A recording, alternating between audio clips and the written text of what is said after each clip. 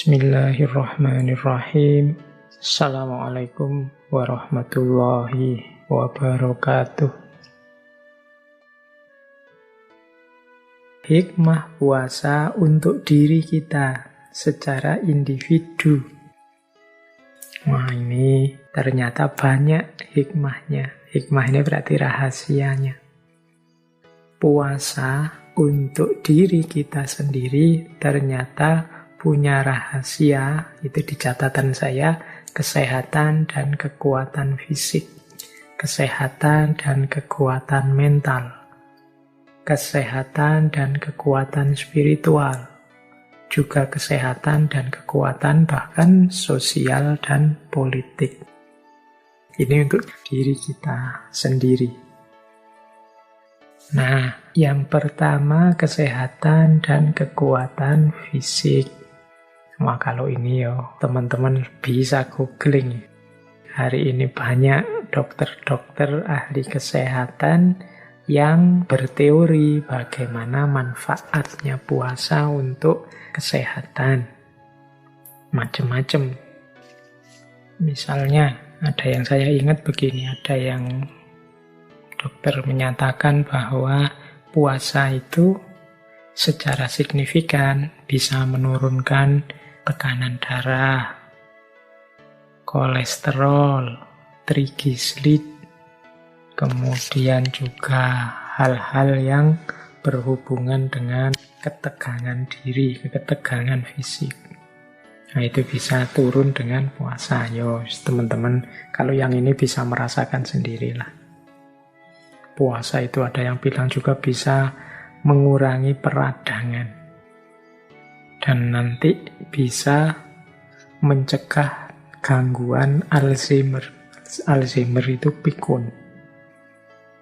Ada pula yang bilang puasa itu bisa melindungi kesehatan otak.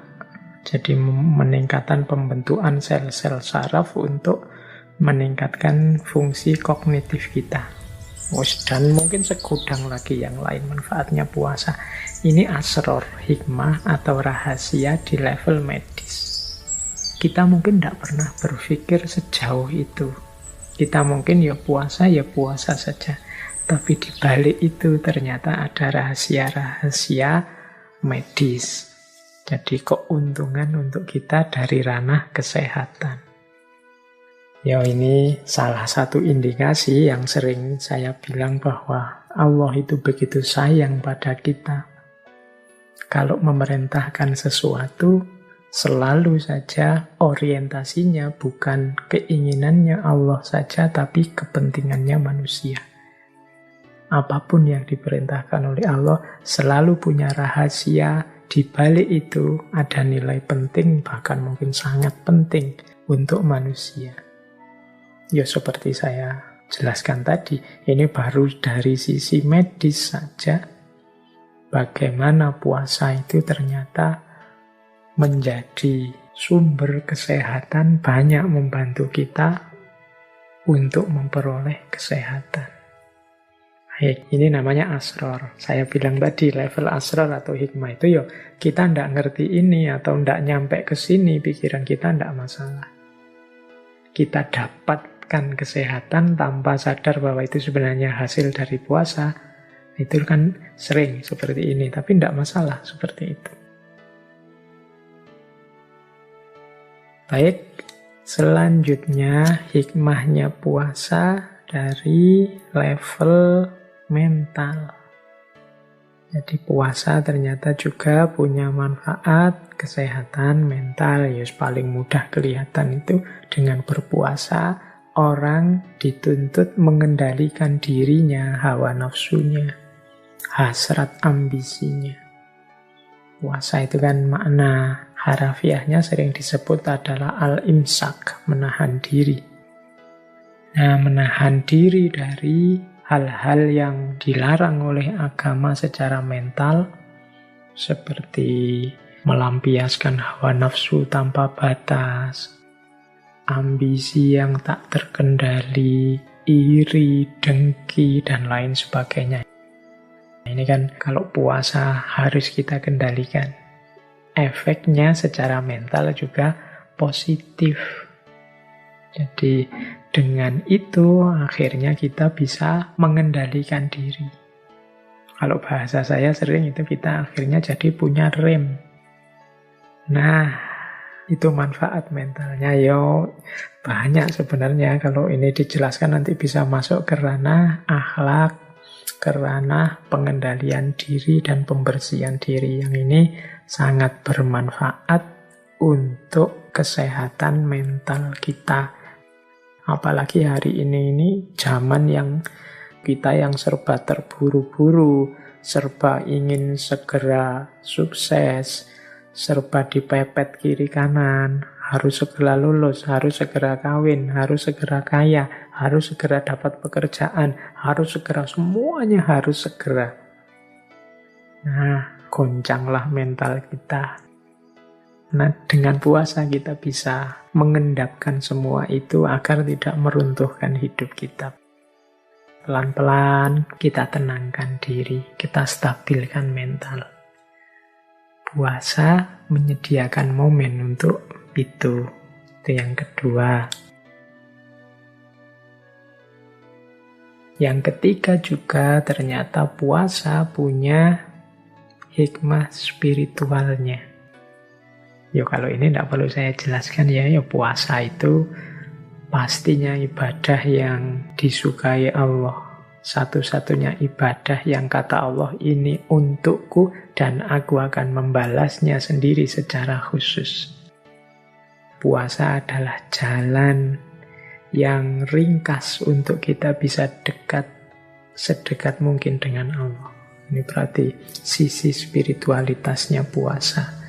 Meskipun kadang-kadang kita jarang memanfaatkan ini.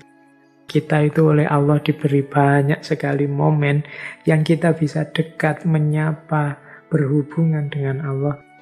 Tapi tidak kita manfaatkan momen-momen itu sehingga berlalu begitu saja. Kita punya sholat, kita punya doa, kita punya puasa. Tapi sejauh mana momen-momen Allah memanggil kita, ingin dekat dengan kita, itu benar-benar kita manfaatkan untuk semakin dekat dengan Allah. Banyak kita yang hanya menjalankannya formalitas dan rutinitas saja. Ya termasuk puasa ini. Maka penting mari kita gali hikmah spiritualnya puasa. Semoga puasa kita semakin membuat kita tambah dekat kepada Allah. Kemudian yang keempat, hikmah kesehatan dan kekuatan sosial serta politik. Ini isinya hikmah sosial politik ini yang berhubungan dengan puasa, itu setidaknya ada di 4 variabel. Yang pertama apa? Puasa membuat kita sadar terhadap kelemahan kita.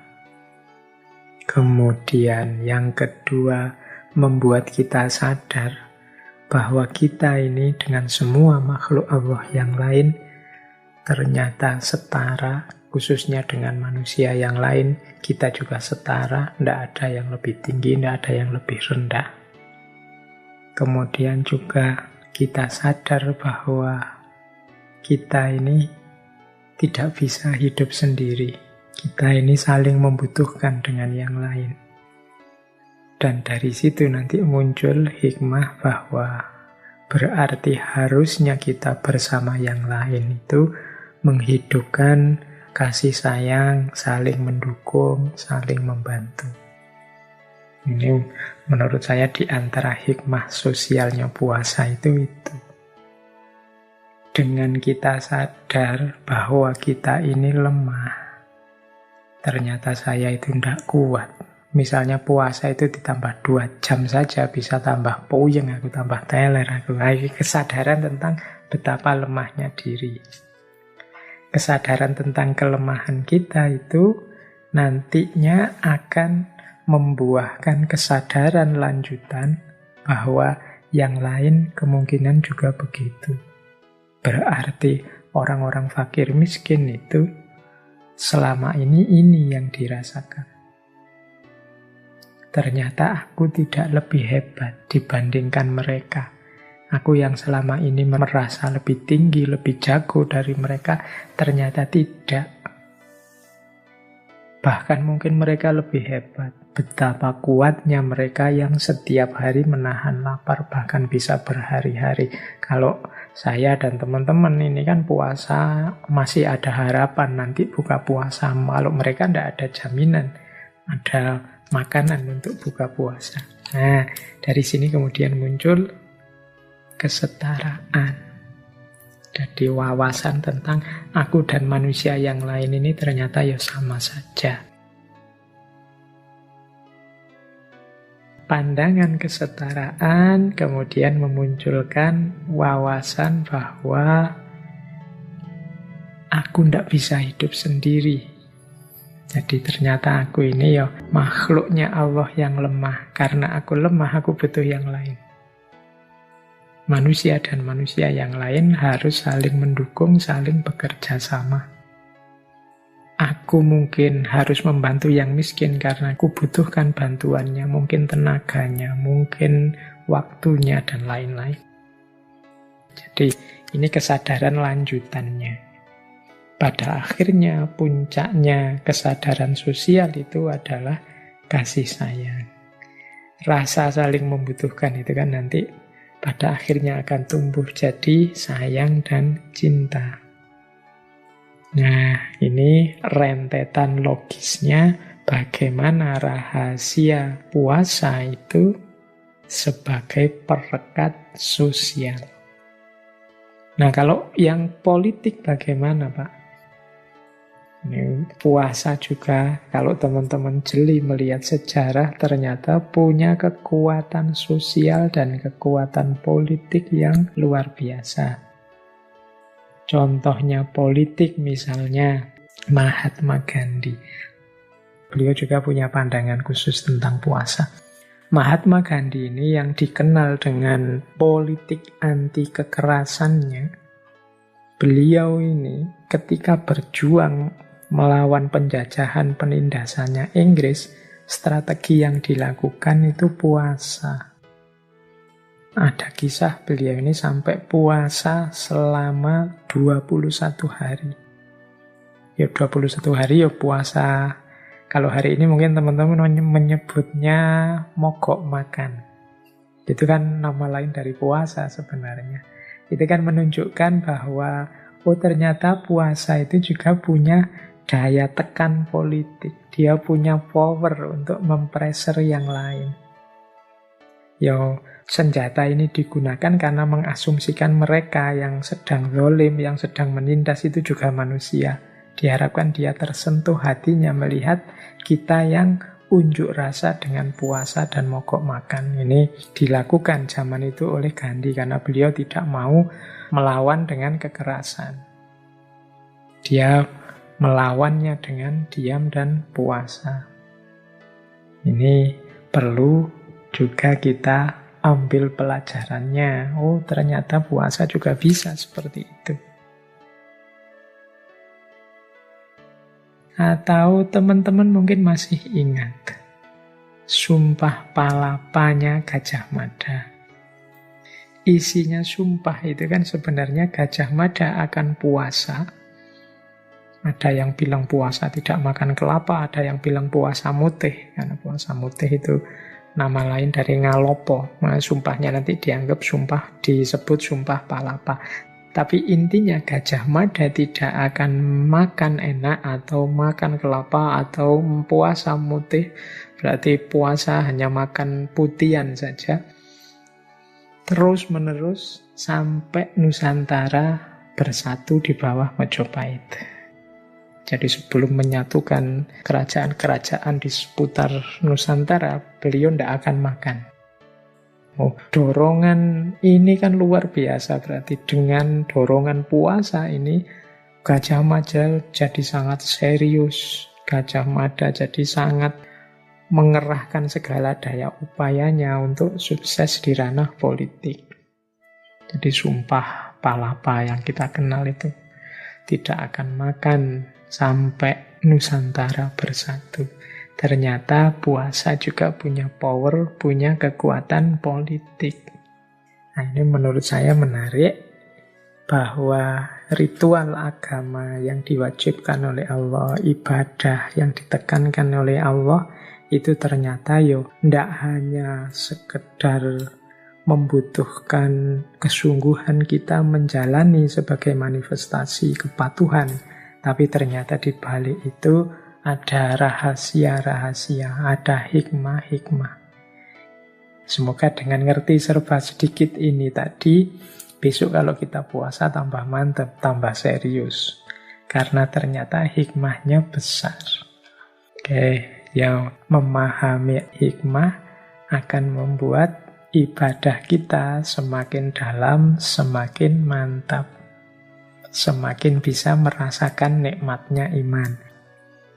Baik teman-teman, saya kira itu sesi malam hari ini.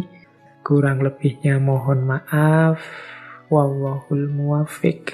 Wallahu a'lam bissawab. Wassalamualaikum warahmatullahi wabarakatuh.